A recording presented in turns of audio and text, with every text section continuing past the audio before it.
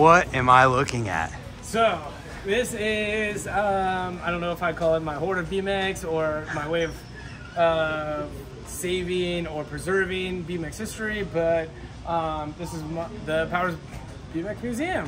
Nice. We have all kinds of crazy stuff. This starts here. We'll come back to this. Okay, let's come back to this. I see something I want to talk about. I know that. We kind of have it set up somewhat oldest to newest in the front. There's some mix up because of how everything goes. Yeah. But this is one of my favorite parts, the magazine collection. Whoa. Yeah, we have almost every magazine printed, the very first BMX Plus. Whoa. Yeah, all the rides. That is insane. The issue 1 of ride I have is actually Matt Bischoff's from Failure. That's cool. From when he was a kid, yeah. Yep, and then over here, we don't have as many videos as a lot of people, but they're kind of coming along. But this is the holy grail of videos. Props. Issue 1. Unopened? Sealed, unopened. Oh my goodness. There's a lot of people drooling right now. Let me get a good Wait, look. that says issue 4. Where's issue 1? You grabbed the wrong one? Yeah. It's in there. It's in there somewhere. Oh no. Props issue 1. Sealed. Oh man. This is kind of a thing that started a crazy era of BMX. So this alone, just being one little piece of this huge museum is pretty significant. So this is awesome. That is awesome. Yeah. More magazines. I freaked out for a little bit because it wasn't in the right spot. I can tell. I can feel your heart drop. But yeah, I mean, if it's like something to do with BMX, man, I try to support it, especially if it's media, you know, printed, anything. So awesome. if you have zines, magazines that you want to sell, or even just give me one for the museum or let me buy one for the museum, definitely hit us up. That's awesome, man. Yeah, I mean, I love to support print, videos, everything.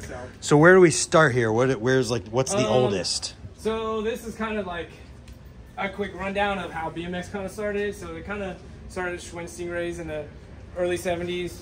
Kids were just taking Stingray bikes, throwing on motorcycle handlebars because these ape hangers sucked. And then that kind of evolved to the Scrambler. And then that kind of evolved into what BMX bikes are more like today. So this is it's a 74 Dan Gurney, 77 Motomag, 70-something, 78 or something Schwinn Scrambler. Wow. Again, it's kind of oldest to newest in the front. Same thing with the nicer bikes up on the wall there. Okay. Those. But yeah, I mean, when we get a bike, man, we don't really even do anything to it. None of these bikes have been restored. They're all kind of how we found them. We might clean them up, make them rideable. But yeah, I mean, there's bikes like this thing look like it got pulled out of a swamp. Oh. But like, this will tell a story to somebody, you know? So, yeah, that's really cool. Crazy. So this is kind of the evolution of the BMX bike here, and then we'll see the real evolution as we keep going.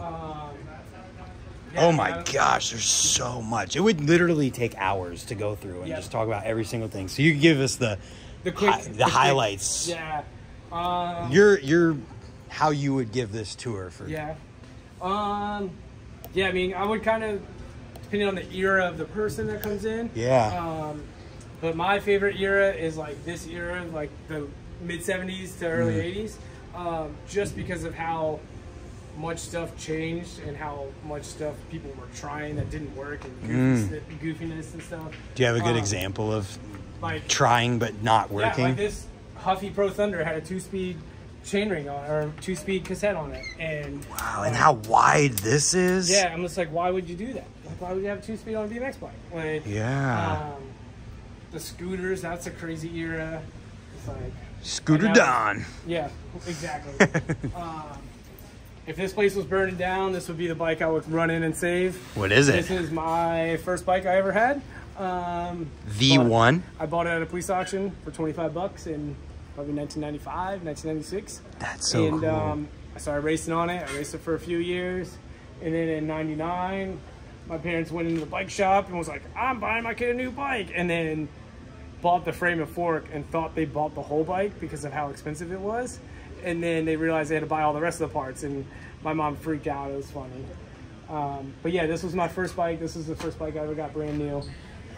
That's pretty cool. This is the very first Powers race jersey. My mom made it on her Cricket. Cool.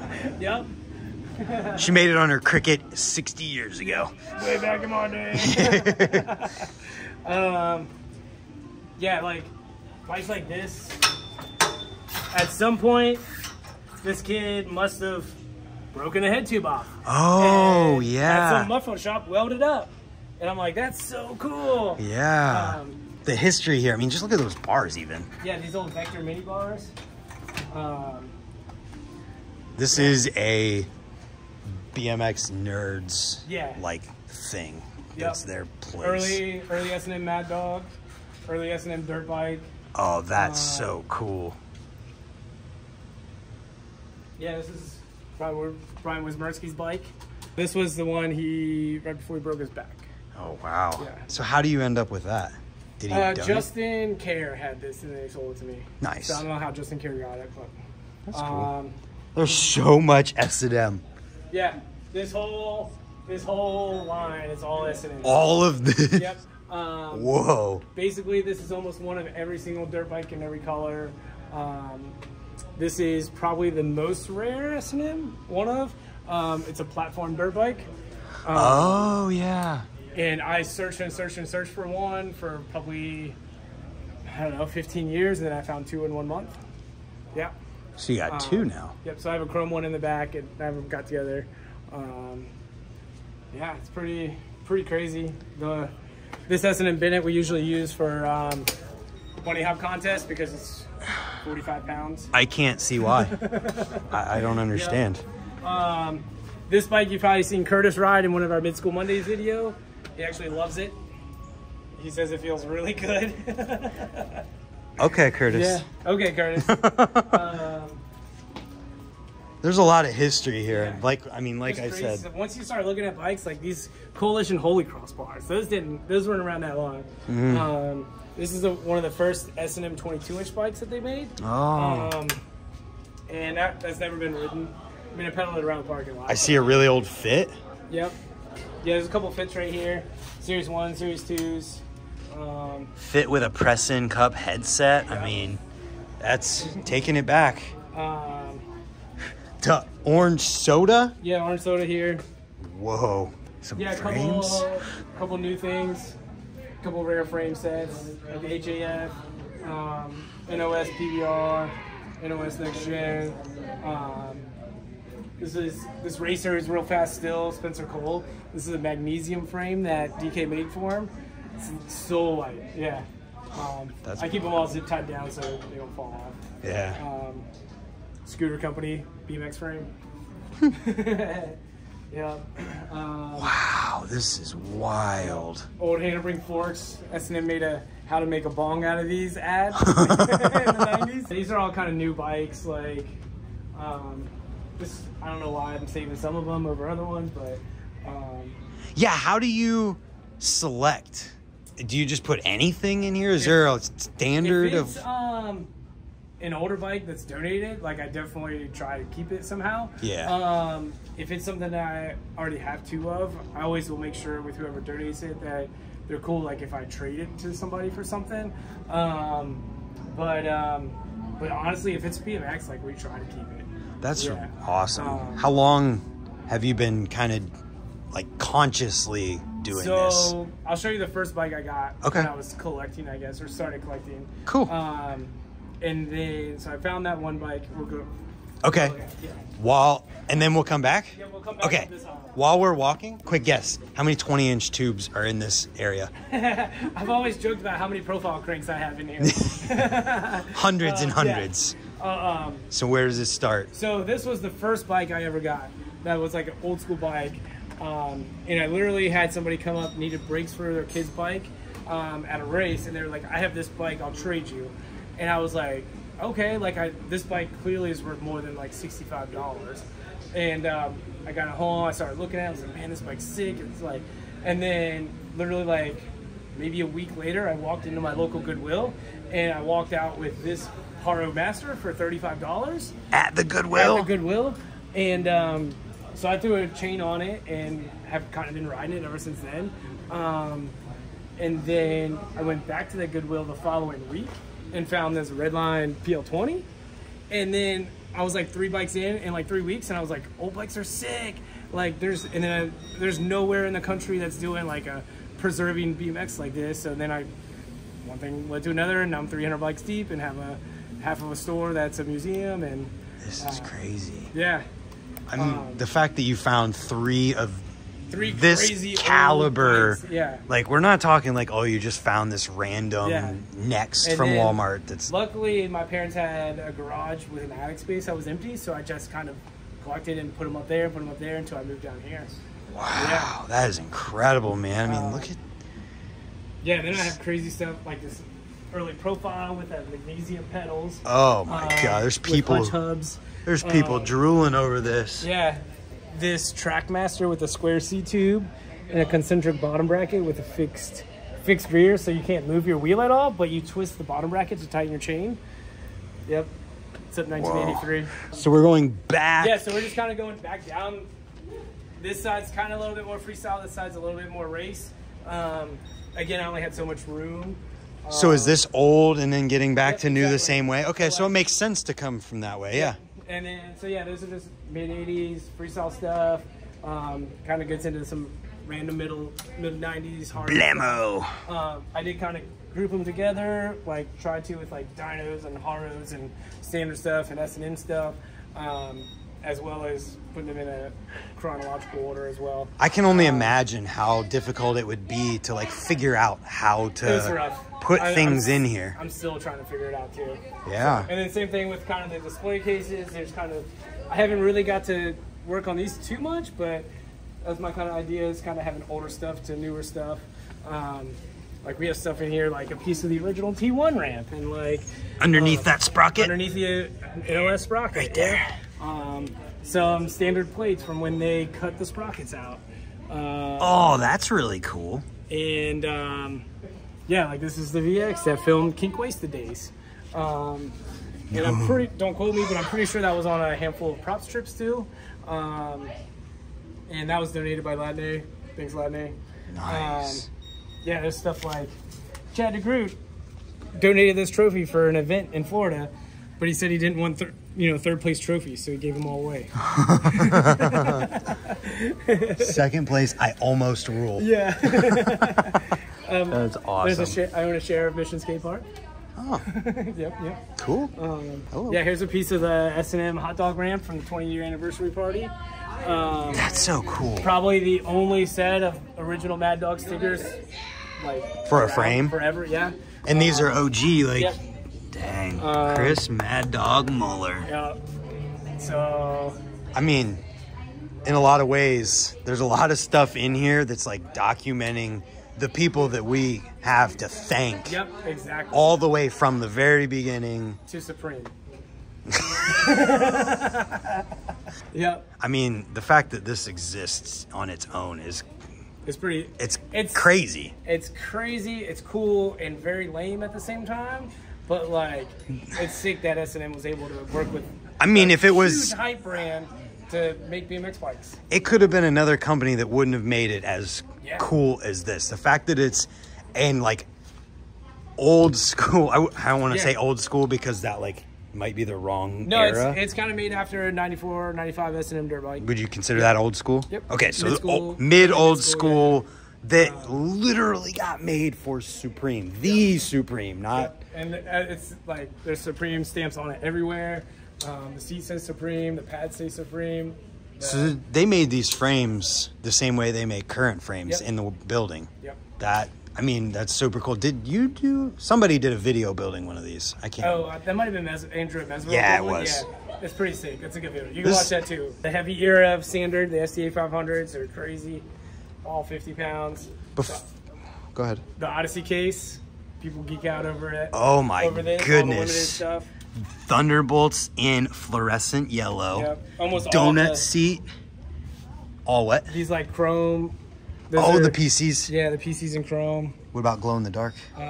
There's a set in here somewhere. There has to be. Yeah, yep, back there in the back. The purple, and then all 4 of those are glow. The UV changing ones and the light blue. Man, this is like, I mean, when people look at stuff and they come in here, every single person has the, oh, that's my childhood. Yep. Like, this is when I started riding. I was really caring about buying parts. That's cool. So, like, this is what I look at and identify with, you know? And then this is the case that everybody drools over, the profile case. Oh, my God. I get hit up every 4 days about trying to sell something out of here. Once and for all? No. Right? Everything has its price. Oh, okay. But there's a reason they're all still here. Yeah, I mean... So if you come out with me some crazy price, like, we can talk. But, like, nothing's really for sale. Dude, what's up with this gold crank? So those were done for the 50-year anniversary. And then it's actually 24 karat plated gold. Dang. Yeah, those were not that cheap. But I had to have them. This is pretty amazing, man. I mean, just... Yeah, the swell colorway, the tropical colorway, the profile, or the Pittsburgh. Where's the Pittsburgh one? They're in here somewhere. Right? No, that's profile. It's in here. Paisley. Yep. Hallahan green. These gray and red ones were a sample color that they never did. I was going to say, I was going to point those out saying, like, I don't remember those existing. This is a much better... Wow. I should have cleaned the cases for you, but... That's okay. This is how it'll be when you show up. And then the latest craze that everyone wants. The Galaxy hubs, yep. Galaxy. The stem should be right behind it, too. Oh, yep. The old hubs. I think they remade those for Again, I always try to get people to autograph stuff when they're here. Who's that? Chris Giles. Oh, that's right. Like, especially if you've ever been on a cover of a magazine, I always pull it out, try to get you to autograph it. If I have your limited edition parts, I always try to get you to autograph it too. Like we had Connor Fields autograph one of our race helmets that Fly donated to us, and we got him to sign it, and he's the Olympic champ, and that's pretty sick. I mean, that's amazing. And we just keep going here, and we have, so before we get too far, I see a lot of shirts. So then there's a lot of stuff in here like still. Some little devil jeans that were from 2x4. That's sick. The actual Van Homan's shop. And what's even cooler about that is all of these display cases came from Van Homan's 2x4 shop when he closed. Yeah? Well, I have a plastic table Van gave me at Swamp Fest. So, like, even the, like, display cases have, like, cool BMX history. That's amazing. Because they came from 2x4. And then Which is right here, yep. Yo, home, Akron. Sick. Yeah. I mean, that's Akron Skate Park. That's hilarious. Oh, anyways, sorry. Yeah, so that's kind of the museum, man. Where's the little devil thing she pointed out? Oh, the bars. Just a little devil sticker on those bars. This is Justin Inman's progression. Just in here. That's sick. Are there any other, like, this is that person's bikes that we should make sure to talk about? Right behind me. The Nick Long? That's Nick Long's bike that he raced in the Olympics in 2016. How'd he do? He was winning, and then he clipped his pedal in the second turn, ended up fourth. But yeah, that's his bike. That bike got fourth at the Olympics. Was winning, got fourth. Still amazing. So, dang. A lot of Little Devil shirts. Yeah, Little Devil stuff too. To Be Home Cook. And then same thing, the shirts are kind of matching the era. They get older as we go back up. But, useless props. There's still, I have so many pins of clothes and jerseys, and like I appreciate everything. It's awesome, but like I'm trying to like figure out how to display it. Yeah, I mean, if anybody has any crazy ideas on how to display hundreds of jerseys and shirts and stuff, like hit me up. So. There's a lot here, man. I mean, then we talk about these bikes. Yeah. So like. Yeah, I guess we can talk about them still from here. So yeah. This chrome bike, this little standard. Her name is Peanut Peyton Ridenour. She just raced in the last Olympics. Oh yeah, she's got a crazy story, doesn't she? She's got a cool story, but this was her bike when she was like 12, and she ended up getting passed at the line because she looked over her shoulder, and the girl went by on the other side, and she got second at the Grands on that bike. As a little kid. Yeah, as a little kid. Like, that's a little kid thing to and do. her dad gave me the bike, and it's super sick to have it. That is cool. This bike's real special to me. It was a good buddy growing up. It's a cool ST or a 250L. But he took his life, and his parents gave me his bike, and like, yeah, it's super special. Sentimental type things that just mean a lot. Yeah. So if anybody ever needs somebody to talk to, like, I'm around. Yeah. That's very important to bring up. Yep. Reach out anytime. Hit us up. We're around. Everybody in the BMX world has friends. It may feel like when you see people on the internet that like there's a lot going on and people are super busy all the time. But even me, like there are times where I'm just sitting there and my phone is literally always on. Yep. So we all have time for those situations. Yep. We always have time for people to reach out and talk to. Like, so. Yes. And what the heck is that? This Ace Whole Shot, another crazy race bike from the 90s. And then this bike's crazy too, all square tubing, aluminum. It's called a Hawk.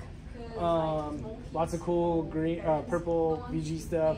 Suspension forks, even though my sign says no suspension. Ha! Crazy brakes there too. Yep, old pit bull brakes. Those are wild looking.